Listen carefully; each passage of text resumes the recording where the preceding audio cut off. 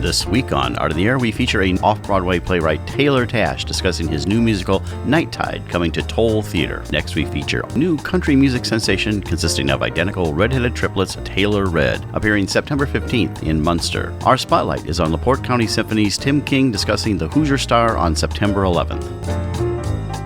Express yourself through art and show the world your heart. Express yourself through art and show the world your heart. You're in the know with Esther and Larry. Art on the air today. Stay in the know with Larry and Esther. Art on the air our way. Express yourself through art and show the world your heart. Express yourself through art and show the world your heart. Welcome. You're listening to Art on the Air on WVLP 103.1 FM and Lakeshore Public Radio 89.1 FM, our weekly program covering arts and arts events throughout Northwest Indiana and beyond. I'm Larry Breckner of New Perspectives Photography, right alongside here with Esther Golden of The Nest in Michigan City. Aloha, everyone. We're your hosts for Art on the Air. Art on the Air is supported by an Indiana Arts Commission Arts Project grant through South Shore Arts and the National Endowment for the Arts. Art on the Air streams live at WVLP.org and is rebroadcast on Monday at 5 p.m., plus is also heard on Lakeshore Public Radio 89.1 FM every Sunday at 7 p.m., also streaming live at lakeshorepublicradio.org, and is available on Lakeshore Public Radio's website as a podcast. Our spotlight interviews are also heard Wednesdays on Lakeshore Public Radio. Information about Art on the Air is available at our website, breck.com/AOTA. That's Breck, BRECH.com/AOTA. That includes a complete show archive, spotlight interviews, plus our show is available on multiple podcast platforms, including NPR One. Please like us on Facebook, Art on the Air, WVLP, for information about upcoming shows and interviews. We'd like to welcome to Art on the Air someone who's been with us many times on the Spotlight segment here, Tim King of the LaPorte County Symphony. He's going to be bringing us up to date on what's coming up this fall, where there's lots of things, but most of all, what's coming up with Hoosier Star. Tim, welcome to Art on the Air Spotlight. Thank you. It's a pleasure to be back here again. Aloha. Hi there. You got lots of things going on there, but let's first talk about the next thing coming up in September, the Hoosier Star. Right. It's our 16th annual Hoosier Star. Whoever thought we would be doing this for 16 years, but the talent is still out there and it's still fantastic. As most people know, Hoosier Star is essentially a voice competition of amateur singers who probably will be singing in front of an orchestra for the first time in their lives. Every year we have auditions in March of every year, and we have this on the second Saturday of September. So it's Saturday, September the 11th at 7 p.m. at the Civic Auditorium in LaPorte. And we have 10 finalists, 5 in the youth division, which is 17 and under, and 5 in the adult division, which is 18 and over. We actually have a couple of people that have been in the competition before. We have a young lady by the name of Grace Phillips, who was a finalist in the youth division last year.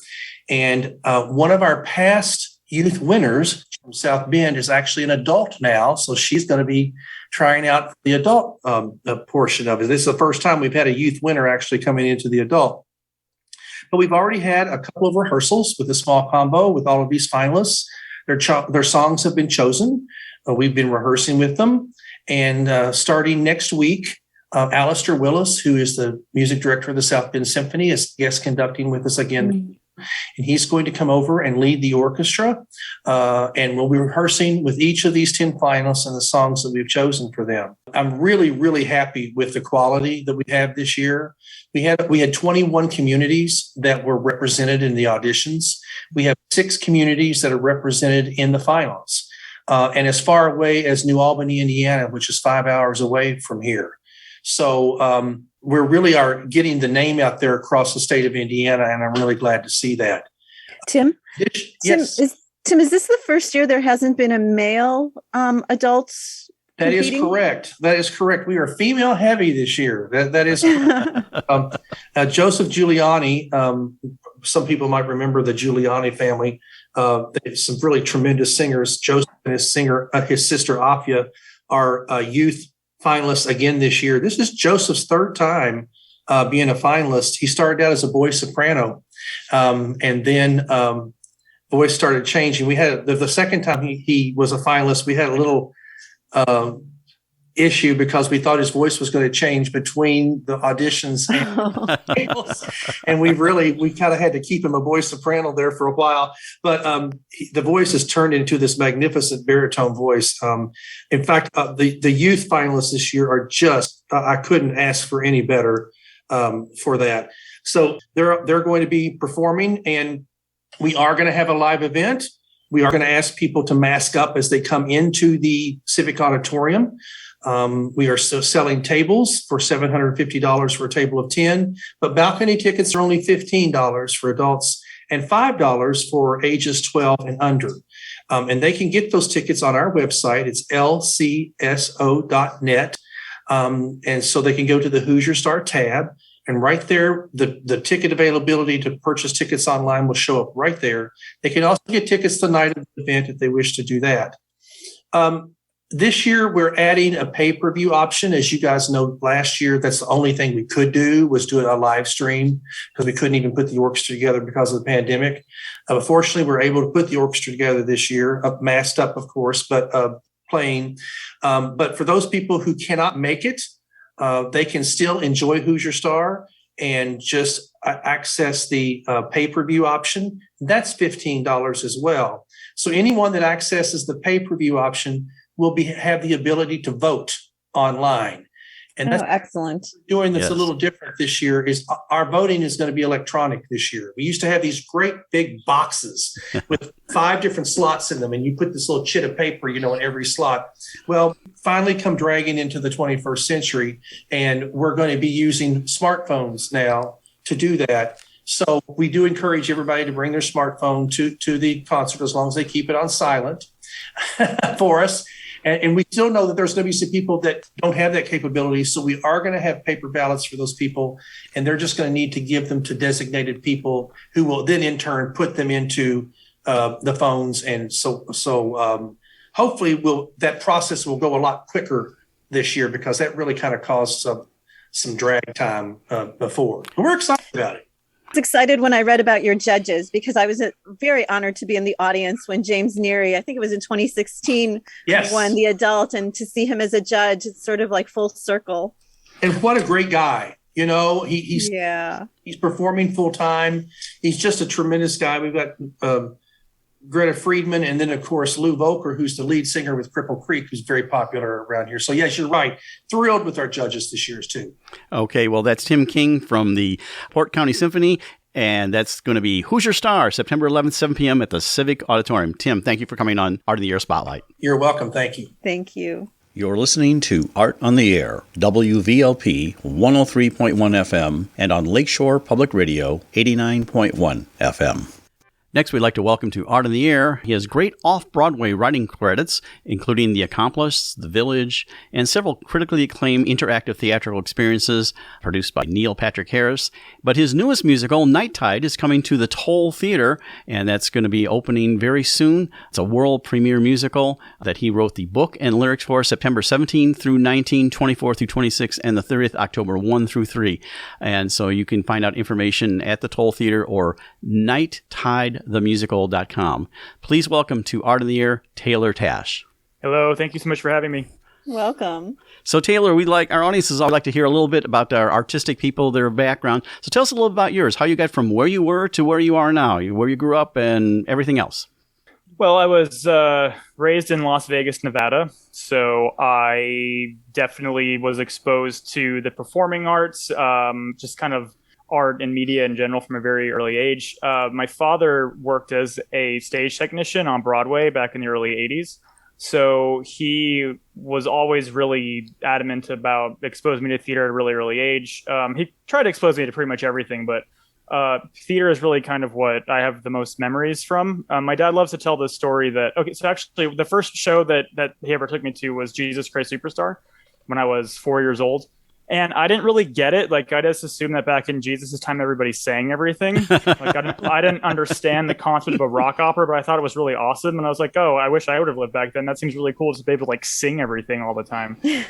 So then I started kind of getting the habit of just, like, singing requests to my parents. And they're kind of like, what are you doing? Stop doing that.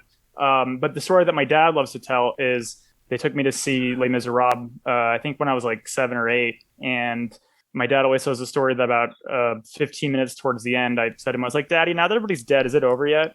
So I just, from a very early age, my father especially really kind of instilled, like, not necessarily a love so at first, but more so just like a knowledge of it and like a basis for it. But then once I got into high school, out of curiosity, I started taking theater classes, mostly because I had a crush on somebody who was in the theater classes. So I kind of wanted to get to know that person better. But then it turned out that I actually kind of really enjoyed it. And I ended up being in like Guys and Dolls, and I played the Dick Van Dyke character in Bye Bye Birdie, Albert. But also throughout my entire life, I've always been a writer. Like as soon as I could learn how to pick up a pencil and like learn how to write my name, I started writing stories. Like my first, I remember the first story I ever wrote was when I was like maybe 4 or 5 years old. I don't think it was 4. Like I wasn't some kind of prodigy. I had to be like 5 or 6, like when I actually knew how to write. But I just wrote this like derivative story about the Addams family, and then it just kind of snowballed from there. Where I just always kind of felt compelled just to write stories. So when I got into high school and I started getting more into theater, I kind of decided to kind of combine the two, my newfound love for theater and then my ultimate all-time, lifelong passion for writing. And I started writing plays. I moved to New York when I was 19. But when I got here, I actually wasn't too thrilled with it, to be honest with you, because it just, the theater scene was very kind of, I don't know. It just kind of seemed very, like standoffish. It was almost, but that was just, it makes sense that at the time they weren't going to like open, just like accept some snot-nosed 19-year-old with open arms. Like I had to kind of really work for it, so, but in the meantime, I was kind of saying like, oh, this is too corporate. This is too this, or this is too that. So I started hanging out with crust punks in Bushwick and the Lower East Side. And I kind of got my sea legs more in regards to other kind of music that wasn't necessarily theater oriented. So I got a lot more into like post-punk and the new wave and just a lot of the indie music that was around at the time. But then theater just kind of always sort of kept kind of bringing me back to it. So my first job out of college was working as a telemarketer for the Roundabout Theater Company. Doing that, I became really good friends with this woman who was the associate producer of the show Accomplice. And then eventually I ended up working for them for a while as like a production assistant, but then I got pretty become good friends with the creator of that, and she wanted some new ideas of how to revamp one of their shows. And my friend who was the associate producer told her that I was a writer and I was interested in being a writer. So she asked me for some of my ideas for how they could kind of revamp the show, and ended up using like 90% of my ideas. So that was pretty cool because like I was able to say that I got my first off-Broadway writing credit at 25. And then pretty much ever since then, that's when I kind of decided like, you know what, this is what I've always wanted to be a writer since I was a kid. I've loved theater ever since I was a kid. Like, I think this is probably just the direction I need to go into. And then shortly after Accomplice opened, I met my collaborator, Nia, who at first we would just I would write lyrics for her and she would write music to the lyrics, and she'd perform them all over New York City because she's also a singer-songwriter. And here's a little plug for her. Her debut single, I think, comes out like in 2 weeks. So, so at first we started out just doing kind of like open mic nights and stuff. But then eventually she asked me if I wanted to collaborate with her on a musical. And at first I was kind of hesitant because I didn't really know if our aesthetics would really mesh all that well, because Nia's like really into fairy tales and she's into Disney, she's a mom, like she's very loving and very, very like effervescent, when I've always been kind of more on the dark side of things. Like I've always been really into true crime and horror movies and just like B movies and just like weird kind of. Thanks Sweeney Todd for that, right? Totally. So I always kind of say that my it's my holy duality. It's not a trinity. My holy duality for musical theater is Little Shop of Horrors and Sweeney Todd, like because those are the ones that are the more dark, like kind of the darker side. So luckily, so I was just trying to think to myself, like, all right, well, what could we write together that would be something that would kind of combine our two aesthetics and our two, like the things we're more passionate about. So Nia wanted to find like some kind of fairy tale to adapt. Like she's originally from Indonesia, so she wanted to maybe do some kind of Indonesian folktale. So she's kind of looking into that kind of realm. But then I was thinking, so then the light bulb went off, and I realized that a lot of these old 1950s and 1960s B movies are in the public domain because they were published on, or they're produced on such small budgets that they never bothered to copyright them. So I just started to kind of do some research and was looking at all the different B movies that were in the public domain.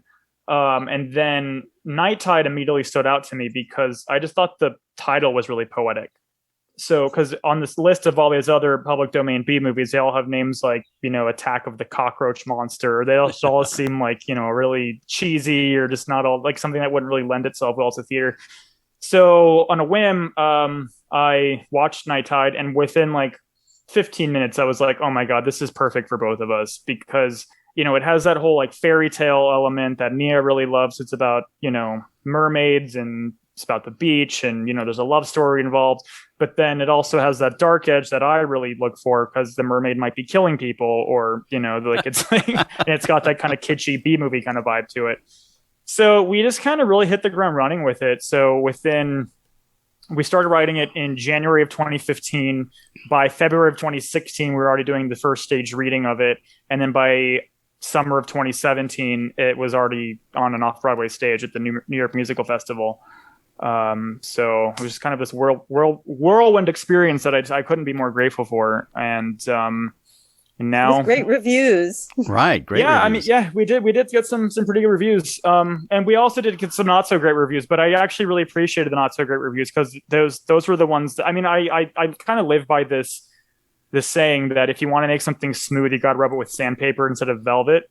So I really feel like that the bad reviews that we got kind of really made us think like, okay, so what do we have to do to fix this? Like, this guy was right. Like there isn't like this, it kind of lags right here in the middle, or like, we're not really selling home the theme enough. So we really do feel like that the production that's going to be at the Towle Theatre is the final draft of this project. Like our baby has grown up, and now she's going to college. And refined. Yeah, so we're pretty stoked just that we even had this opportunity through the Towle Theatre to further develop the project and to really make it this big shiny new object for people to enjoy, hopefully. Will they videotape it?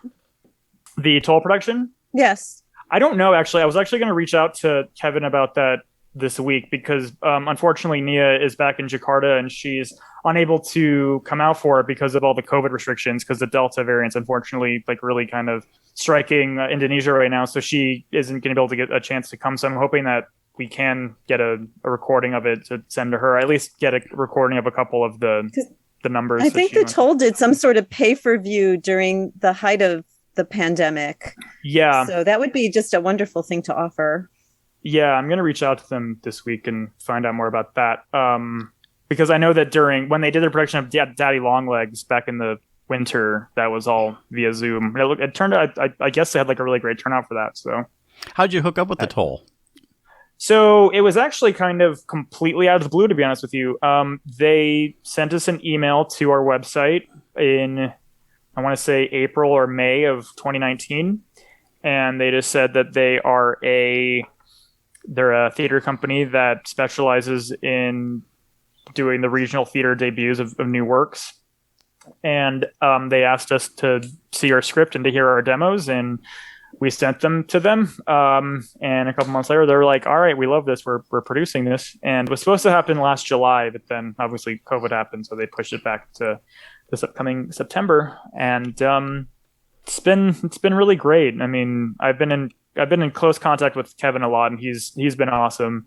And it's been really exciting just seeing all the different little previews are doing and stuff, and just all the stuff that Jeff is posting and all the videos Jeff is making and stuff. So it's been amazing. Like, I mean, I haven't even seen, the show is still 2 weeks away, and I'm already just kind of on completely cloud nine. This has been such a wonderful experience, and I'm just so grateful to both of them, and so grateful to the Towle Theatre overall. And I couldn't be happier, and I couldn't be more excited for this.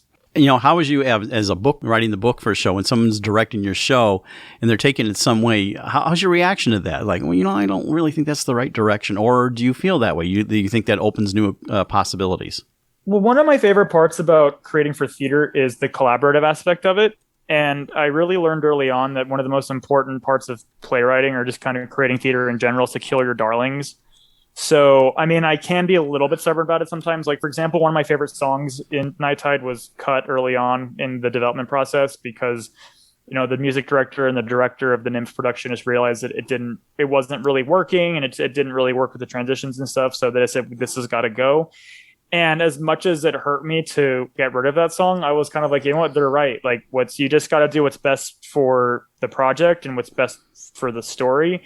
And you just can't hold it to you can't hold it. It can't be too precious to you. Like, you have to understand that once it's on the page, it's really kind of not up to the playwright anymore. Like, it becomes more in the hands of the director and the music director and the producers and the actors. The whole creative team. Exactly. So it's just, and I've heard horror stories about these who've done some really amazing work, but then it never really goes there because they refuse to collaborate. Like, they refuse to just, they're way too guarded of their work, and they just don't understand that, like, you have to let go sometimes. You just have to do what's best for the project. Like, know that it is its own separate entity outside of yourself once it's on the page. You know, does that make sense? Oh yeah, very much so. Yeah, if you read Bob Fosse biography that was written about him and about the production of Pippin, and how Stephen Schwartz literally got locked out of the theater because the original version of Pippin was let's say a little more pure, and Fosse, of course, Fosseized it quite a bit, you know, with the exotic dancing, which was actually what made it a hit. But he basically locked him out of the theater. He says, you can't even be here. And that was his original piece way back when. So that's interesting. So what projects do you have coming down in the future? Do you have anything on the front burner yet? Yeah, so we were actually commissioned to work with a world-renowned magician by the name of Lance Burton. He had this idea where something kind of dawned on him that magic hasn't been incorporated in musical theater in a very long time, since Doug Henning did the magic show back in the 70s. A Stephen Schwartz show, ironically. Exactly. So it seems to be one of the themes of this interview.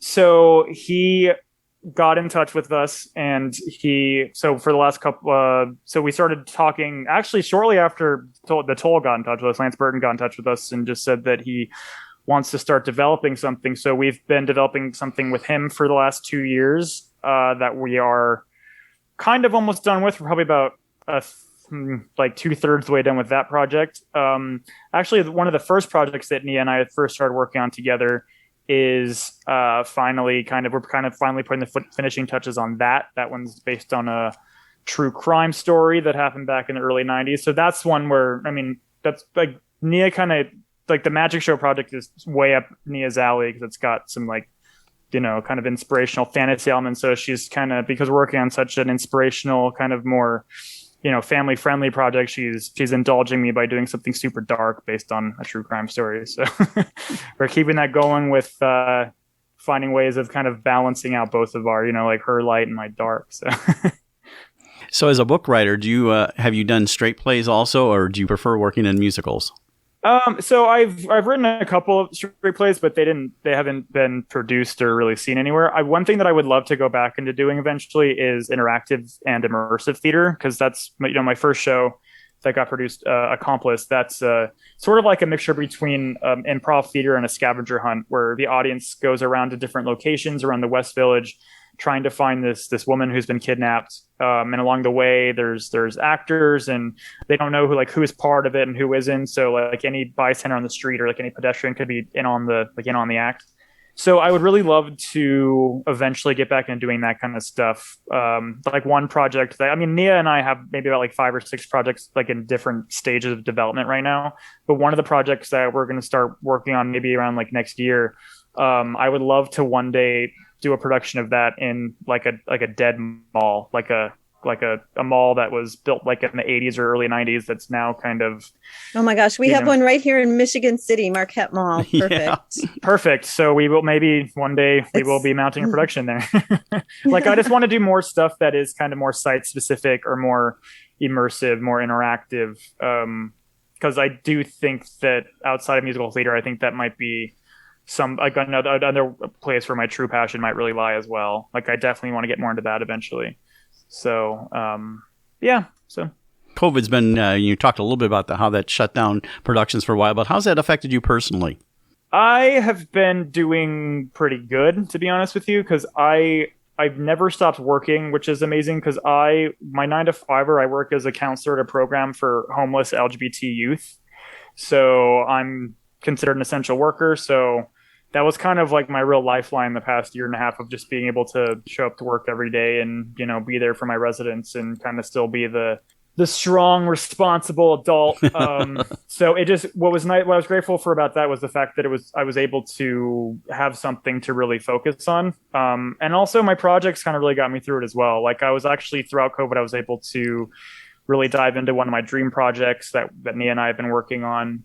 So, it's been challenging as it has for everybody in our own personal and various ways, but I just always try to accentuate the positive and just be grateful for the fact that, I was able to keep my job and a lot of my friends stayed in town. So I kind of had my little pod, we'd hang on each other's stoops and porches and stuff. So I'm glad that theater's happening again. Like I just went to go see a Broadway show last week and that was a pretty amazing experience. It was the first show that's opened since COVID's been a thing. So, well, we're about ready to wrap it up here. So we'd like to remind our audience, Night Tide with books and lyrics by Tash, who's our guest today. You can find out information at nightttidethemusical.com. It's September 17th through 19th, 24th through the 26th, and 30th. October 1st through the 3rd, and those are generally Thursday through Sundays. You can find out information also at the Towle Theatre. But thank you so much, Taylor, for coming on, sharing your journey for Night Tide and the musical. And, like we always like to say to our theater people, break a leg. Thank you so much. It's been a pleasure. It's been a pleasure talking to you guys, and I will see you at the show in a couple weeks. Yeah, thank you so much. Thank you. You're listening to Art on the Air, WVLP 103.1 FM, and on Lakeshore Public Radio 89.1 FM.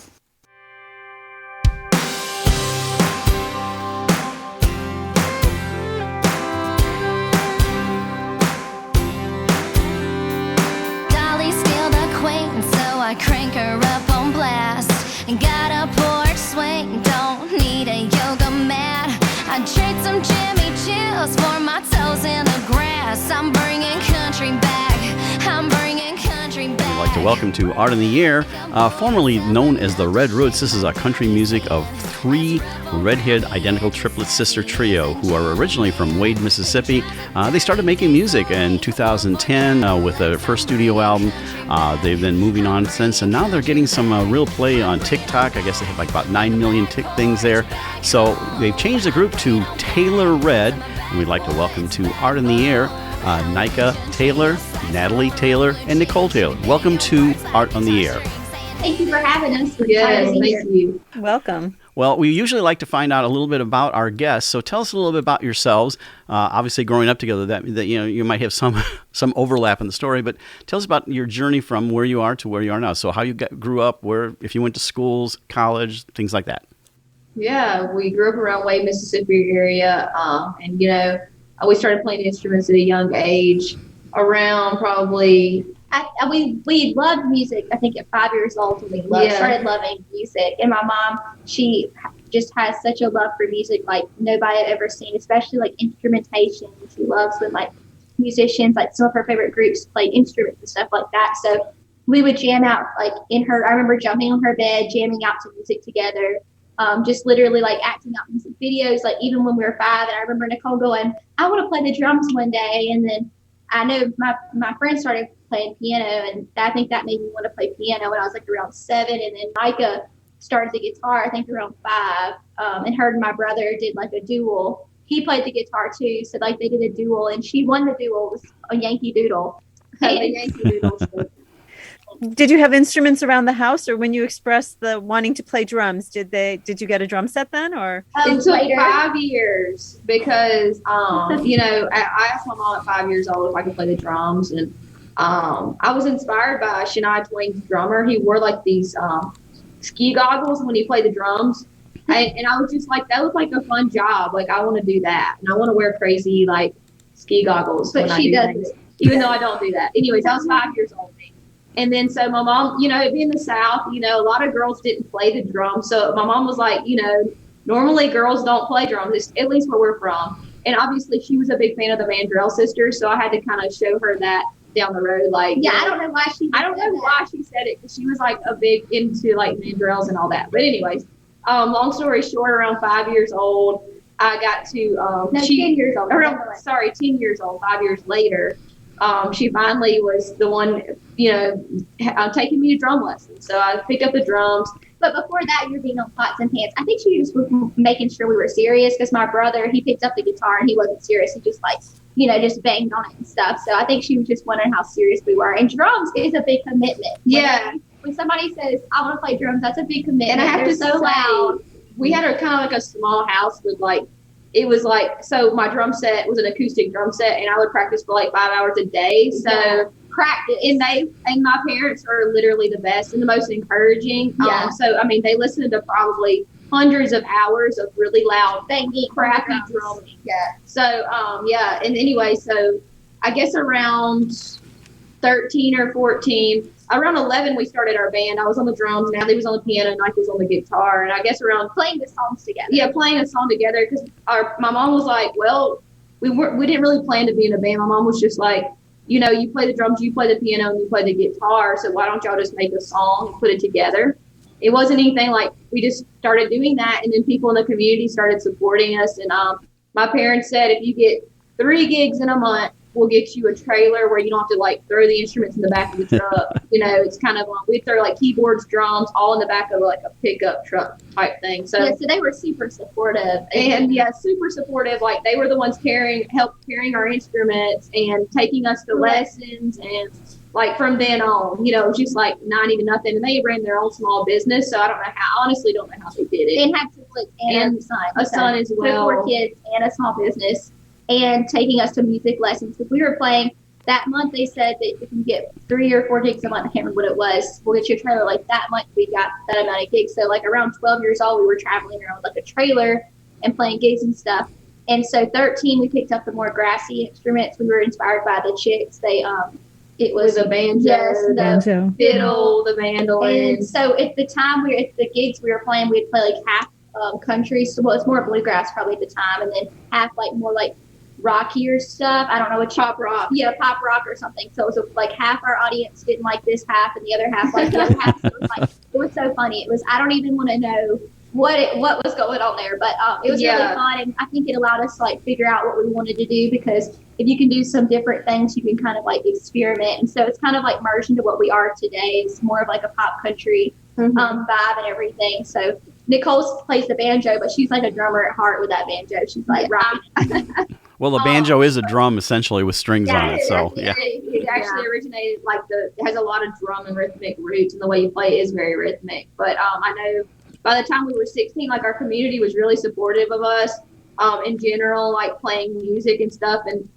we got to like learn, on the coast, and learn how to play in front of an audience and all that kind of fun stuff. And by the time we were 16 years old, we were playing around 100 gigs a year. And going to public school. And we graduated public school. Natalie was our valedictorian. So I don't know how Natalie's just an overachiever in general. But I was not the valedictorian. I was not in any Torian thing. But me neither. You were closer to me. I was like way back there. But anyways, we had a ball, and just a lot of community support, a lot of family support. So kind of like they say, it takes a village. So that's pretty much the gist. Well, we want to set up your first song that we're going to play here. So tell us a little bit about that. That's going to be Bringing Country Back. Tell us a little bit about that, and we'll take a listen to that. I think just, being from South Mississippi, and even when we moved to Nashville, we felt like a little bit like everybody would always say, like, where are you from? And we're like, oh my goodness, like, we're still in the South. Why are people asking us where about are you from means you sound super country. Yeah, and so like that's what we feel like our theme song in life is, like, we're bringing country back. Like, it's like kind of like bringing sexy back. Like, it's coming back for good. And so we're going to help blaze the trail for that. Just being who you are, I think is the message. Because like they said, moving to Nashville, it's like kind of a melting pot, and we thought we were going to fit in like super, like, just like a glove, and we realized most people there weren't super, like, from the South like us. And so we were like, things are going to change, and in general in life we want to stick to who we are, because we tried to be like what you were talking about earlier, we tried all different styles, and we just feel like country was the best. So. Well, let's take a listen to it. Here is Bringing Country Back, Taylor Red. Dollar Dolly still the queen, so I crank her up on blast. Got a porch swing, don't need a yoga mat. I trade some Jimmy Chills for my toes in the grass. I'm bringing country back, I'm bringing country back.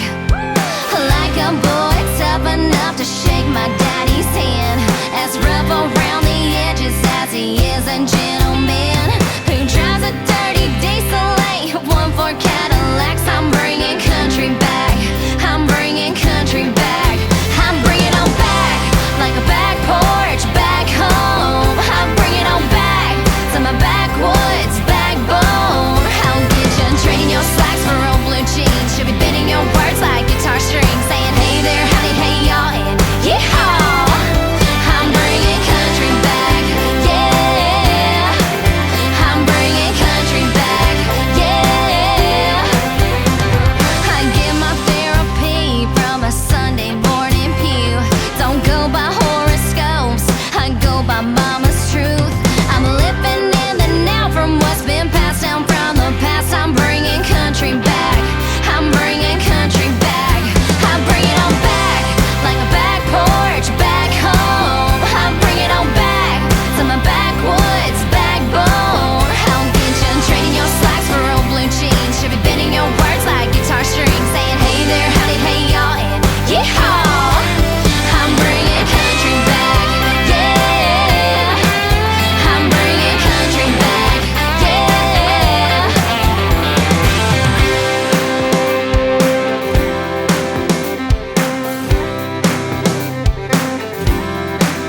I'm bringing on back, coming in fast. I can't turn this off, no.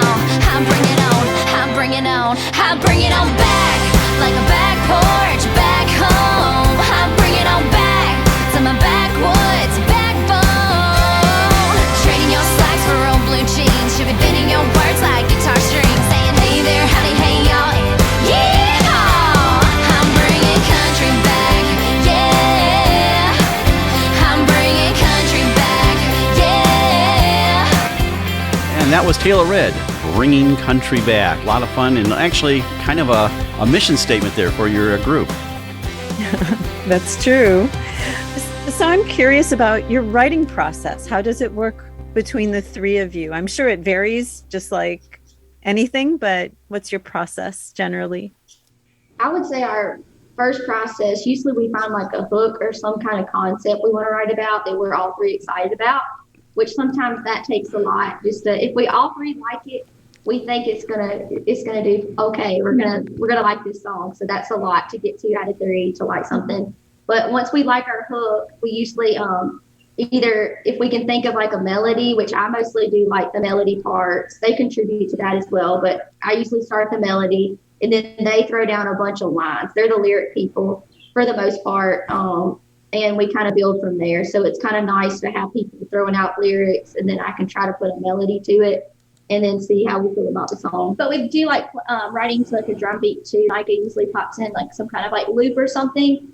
And we try to write more of like rhythmic phrasings. We love kind of like making it like cool and fresh and fun and also keeping it country. But we have those like country lifestyle lyrics that we kind of grew up on that we like as well. So we try to aim for that kind of message. It's like our little nuggets, Mississippi nuggets. It's like if you're from South Mississippi, you'll get whatever this is in this song. And if you're not, you can live it through our music. So. Yeah, you can escape into our crazy world.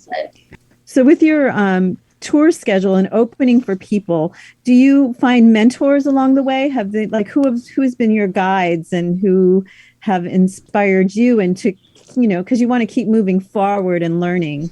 So who are some of those people?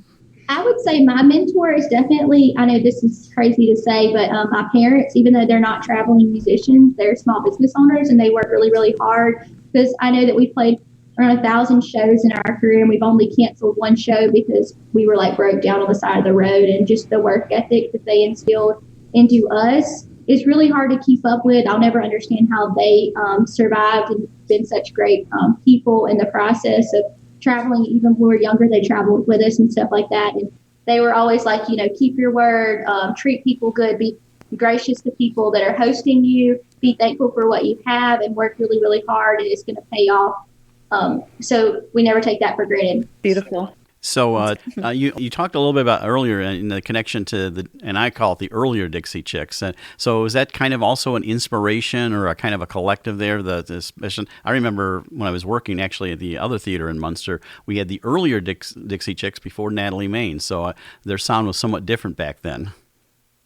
We just remember seeing on CMT, like Goodbye Earl, like their actual that stage with Natalie Main's, like the music videos and stuff, because we'd kind of like reenact them with like bandana, like wear the bandana shirts, like one of their music videos, and we did it like live, reenacted their music videos. We were definitely inspired by them, and I love how the two sisters like have like instrumentation as well. And once we figured out about them, you figured out they were like in a kind of a bluegrassy group growing up in Texas, which is super really cool, which shows off their like musicianship, extreme talent and all that. So what's inspiring to me is the skills. Obviously we listen to a ton of different awesome people growing up, other than just the Chicks. But, the Chicks had this thing where they were playing instruments, and, a lot of people are building more vocal skills as well. And they had the vocal skills, but they also had that extra little band thing, and I feel like it's when you listen to pop music, a lot of it's just centered around, vocals or whatever it is, but to have that actual music where it's not coming from a CD or it's not coming from MP3 player, it's coming from somebody, and their instrument, that was attractive to me to play the music versus playing a button, you know what I'm saying? And so at a young age to see women doing that, and they were hot. Come on, they were gorgeous. They made the banjo sexy and they made the fiddle sexy. Yeah, like they're like the only ones. Totally, yeah. But to see women with the skills that they had in so many different ways in a team, kind of effort, they're doing this, Natalie's doing this. I think that was inspiring to see women doing that. Well, I want to talk about your next song, and I wonder if this is kind of a hope for the type of a man you are looking in your life, Fresh Off the Farm. Set that up for us, and then let's take a listen to it. Yeah. I mean, us three we're so different on everything, even though we are triplets, but we all like our country boys. I mean, you cannot beat a guy in a cowboy hat and six-pack abs. So that was our inspiration for writing the song. So if you're interested in doing that, listen to what Taylor read. Has advice for you. Fresh Off the Farm, also available on a YouTube video. I'm a vegan, I'm a hippie, even though I'm from the bottom of Mississippi, like a real 100%, no preservatives, all organic. Yeah, I got a type. Wait, we're talking about boys, right? The ones that get to singing E-I-E-I-O, raised down yonder where the wild things grow.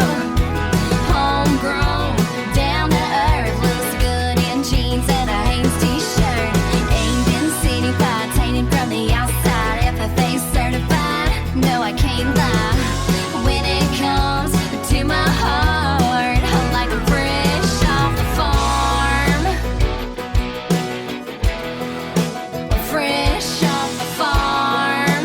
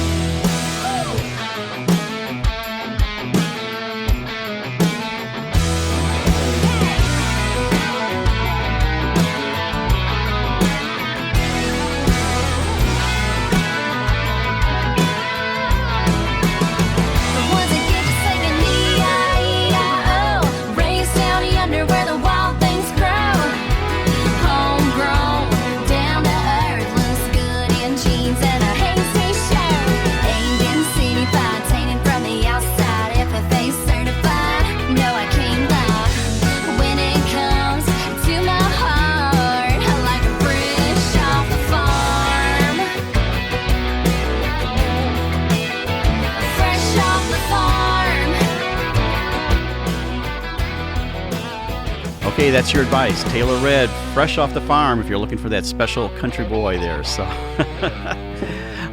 so tell us what you guys are looking forward to doing. First of all, tell us your tour schedule. We know the big thing coming up is locally here on September 15th, Lakeshore Community Concert at the Munster High School Auditorium, my old stomping grounds where I managed that place for a long time. You're doing there, but you have a whole schedule starting just a day before that.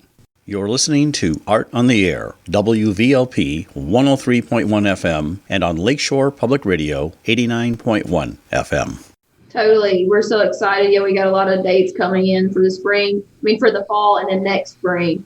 We're super pumped, and we're adding more to the calendar, so stay tuned. And, Yeah, and it'll be so great. A lot of our people on social media are like, oh, I can see y'all, in person, and it's so sweet. Like, we cannot wait to meet some of these people that have been supporting us. Like, our TikTok kind of blew up just like a year and a half ago. So this is like all new to us. Like we've been playing gigs all of our life and stuff, and we've had some social media followers, but it's really cool to be able to kind of experience this tour as the first time of having like 9 million TikTok followers and like getting to see the people that support us on the road and see them face to face. We've actually, a lot of them actually like flew or drove in to one of our most recent concerts. And a lot of those people have been following us since we had like 30,000 followers on TikTok. So we call them like our TR Army. And those are the people that are like the biggest fans. Like they're always on our lives and stuff. And like we know a lot about them personally because they've even co-hosted our live and like they tattoo on Instagram. Tattoo. The TR Army has there's a tattoo out there with at Taylor Red Music on or it. like they want to post in the room. Those kind of people, like we're just so appreciative to get to meet them in person and thank them in person. We can't wait to follow us. We've already met some of them. Yeah. And we can't wait to meet more. We owe them so much. They've been so good to us. And, you're the best. And it's usually if they're a TR Army member, like we've seen their name like tons of times, like either like on comments, on Facebook, on Instagram, they're like on all platforms. And so I feel like it's so different, like when you get to see the person in person, versus like instead of having virtual fans, it will feel more like real audience, and obviously they're more, I feel like our fans are more like our friends because they're so supportive and they're why we're here. And I hope Live Entertainment's been treating you well. I know Laura Anderson from there worked with her for years, so I hope Live Entertainment. She's awesome. Yeah, they're amazing. Shout out to Laura Anderson, great person. Has COVID impacted you guys in any way? How has it? I mean, touring schedule probably last year was pretty close to nil, but obviously this year you're out on the road. Yeah, I would say the initial reason it affected us back in March when it originally hit last year was us getting on TikTok and actually pursuing it. Because our first time to ever post anything was in January, but we didn't really pursue it. So we just kind of posted once and was like, okay, we're on TikTok. But then March, since everything kind of shut down, we started posting a lot. And so that, kind of like helped us get our music out there more than we could have, without TikTok. So we're thankful for that. And then now, people are touring again. So we're excited to get back on the road this year. Yeah, totally. And COVID, was such a kind of negative time for everybody. And we were definitely blessed to be able to kind of grow a social media following during that time. And maybe, our music being able to play in person, encourage people and hopefully bring, a brighter light to those people that, have had such a terrible time. And we're excited to see people in person. We love the virtual thing, but I think it's really kind of keeps people pumped when they come see you live and stuff like that instead of just it keeps us pumped because I love going to concerts when we would be really passionate about somebody. We go to 5 of their concerts, so we know that feeling of being at a concert and just being pumped about the group and everything. So we're so appreciative of anybody that would drive. If people were driving 5 hours or 3 hours or flying or whatever, that means so much to us that they give time out of their day and schedule and just do something, that's not about them and there to support us. So we're so appreciative. Yeah. And so thankful to all the venues booking us.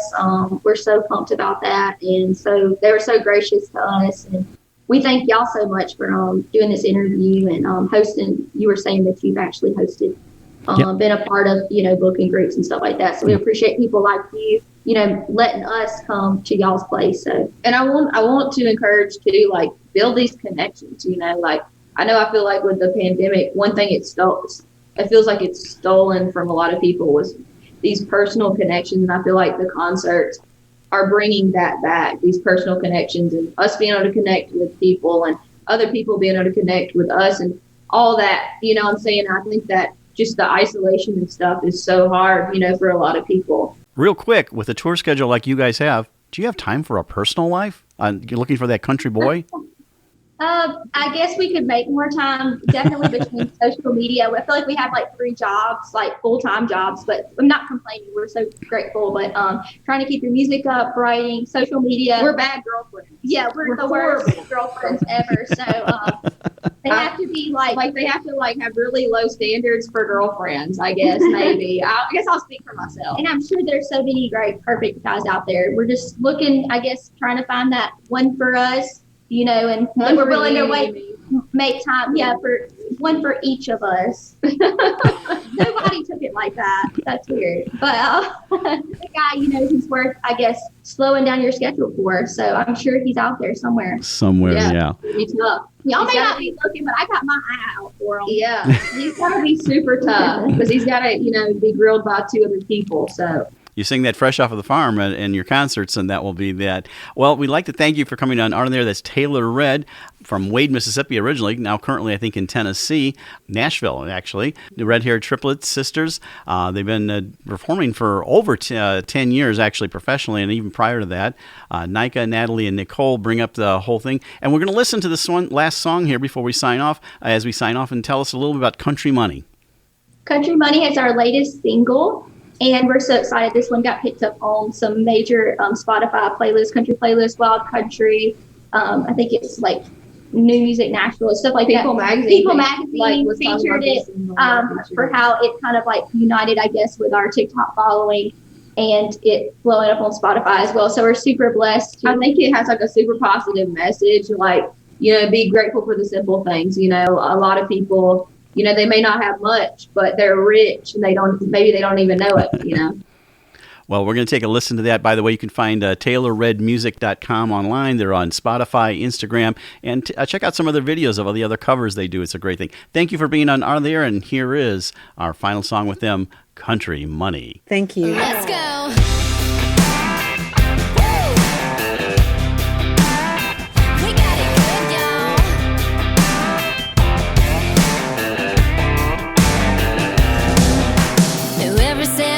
Don't grow on trees. Never threw a blanket down, laid it underneath. I felt the breeze with a homegrown boy with his sleeves rolled up, looking at you like he's all in love. The shade show feeling like $1 million out here, got all you'd ever need. Gold fried chicken popping in that pan, sugar at the bottom of a feel-good drink. Side door speaker, Charlie Daniels band, stars on the river, let's take it to the bank. Like sun sitting on a hill, don't you love how it feels? Rocking like a Rockefeller with you, honey. Baby, we're rich on country money. A silver hook hanging on a catfish mouth.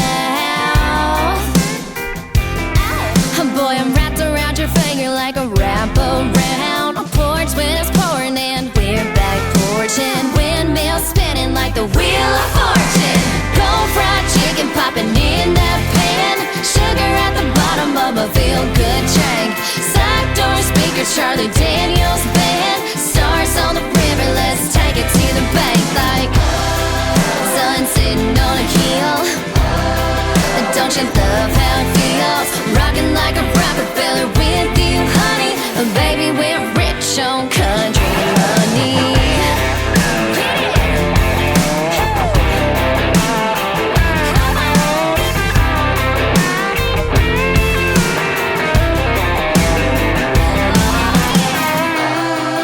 Sun sitting on a hill, don't you love how it feels? Rocking like a Rockefeller with you, honey. Baby, we're rich. Gold fried chicken popping in that pan, sugar at the bottom of a feel-good tray. Side door speaker, Charlie Daniels band, stars on the river, let's take it to the bank. Like a sun sitting on a hill, don't you love how it feels? Rocking like a Rockefeller with you, honey. Baby, we're rich on country money.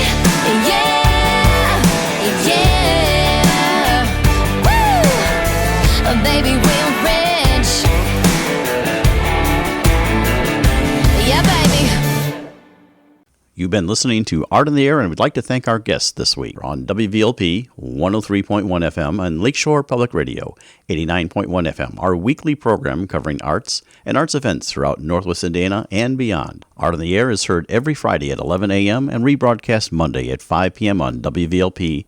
Art in the Air streams live at WVLP.org and is rebroadcast on Monday at 5 p.m. Plus is also heard on Lakeshore Public Radio 89.1 FM every Sunday at 7 p.m., also streaming live at lakeshorepublicradio.org and is available on Lakeshore Public Radio's website as a podcast. Our spotlight interviews are also heard Wednesdays on Lakeshore Public Radio. Thanks again to Greg Kovach, WVLP station manager, and Tom Maloney, vice president of radio operations for Lakeshore Public Radio. Our theme music is by Billy Foster with a vocal by Renee Foster.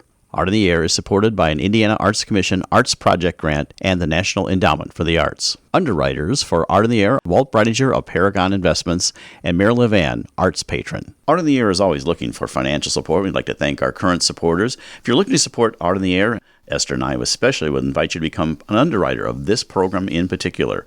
We have information on our website at breck.com/AOTA. You can find out support information there. So don't just be an Art on the Air listener. Become a supporter or underwriter in whatever amount you're able to do so we continue to bring you this great content and this great local programming. And like I say every week, don't give till it hurts. Give till it feels good. And you'll feel so good about supporting Art on the Air. Information about Art on the Air is available at our website, breck.com/AOTA. That's Breck, BRECH.com/AOTA. That includes a complete show archive, spotlight interviews, plus our show is available on multiple podcast platforms, including NPR One. Please like us on Facebook, Art on the Air, WVLP, for information about upcoming shows and interviews. If you're interested in being a guest or sending us information about your arts-related event or exhibit, please email us at aota@breck.com. That's aota@breck, BRECH.com, or contact us through our Facebook page. Your hosts were Larry Breckner and Esther Golden, and we invite you back next week for another episode of Art on the Air. Aloha, everyone. Have a splendid week. Express yourself through art and show the world your heart. Express yourself through art and show the world your heart. You're in the know with Esther and Larry. Art on the Air today. Stay in the know with Larry and Esther. Art on the Air our way. Express yourself through art and show the world your heart. Express yourself through art and show the world your heart. Express yourself through art and show the world